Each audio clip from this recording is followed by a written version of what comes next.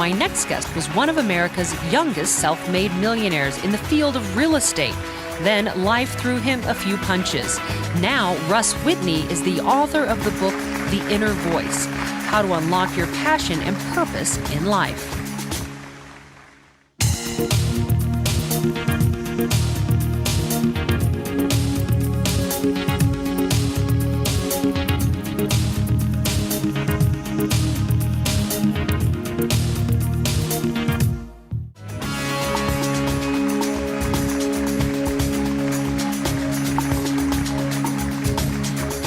Many of you probably have a sense that you have a voice inside of you that speaks to you and gives you guidance. But do you listen to it? Well, my guest today, Russ Whitney, is an expert on that very thing, the inner voice. Russ, thanks for being here on the show. Thank you for having me. So tell me about this inner voice.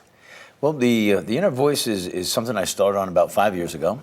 And I had built a number of businesses and written 3 best-selling books.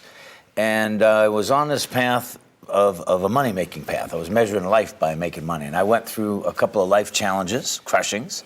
And, I started to question what's life about? What's the point? What am I here for? Because I was measuring it with new houses, more buildings, another boat. And the Inner Voice book that I've written is based on 4 years of traveling the world and me putting these things to evidence.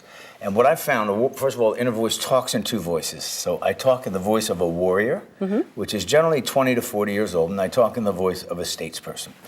Now I say warrior. Warrior is 20 to 40 when we're trying to find our way. We don't know a whole lot, and we're in the information gathering era.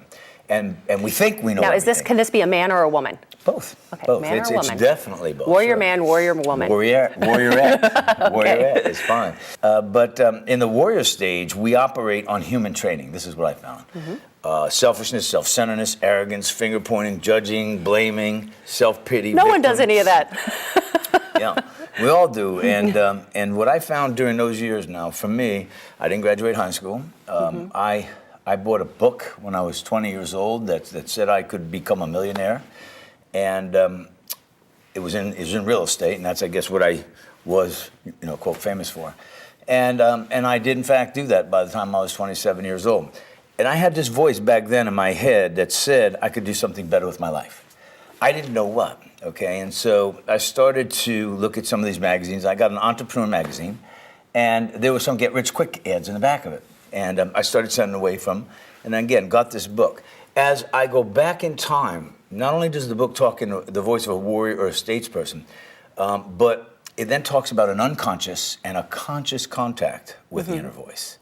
So back in the 20 era, I would get this aha, the stars are aligned, lucky moment, guess who called me?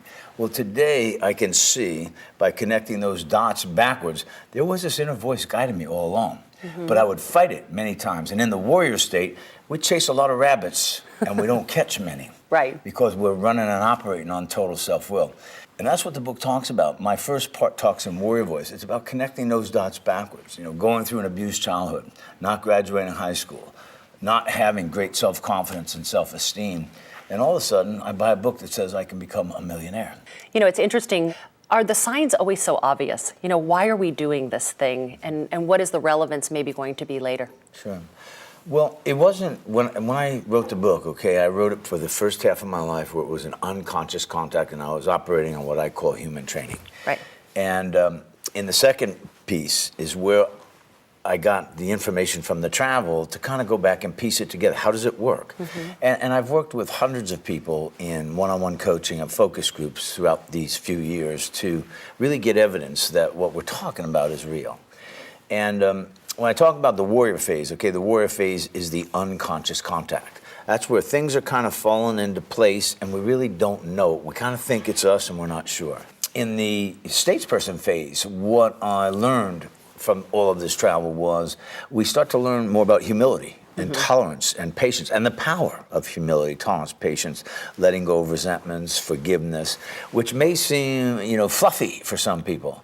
But I can tell you through my own experience that it's very, very real. Someone is sitting at home and they're watching this and they're like, I'm ready. I love what you're saying. I'd like to let go of some fear and resentment. What's that first step? They can go to our website, which is innervoice.com.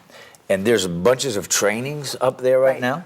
The Inner Voice book, I think we got to get new information to produce that new result. Today, it's what is my ratio at the end of each day of being happy, joyous, and free with the absence of anger, anxiety, frustration, fear, and doubt.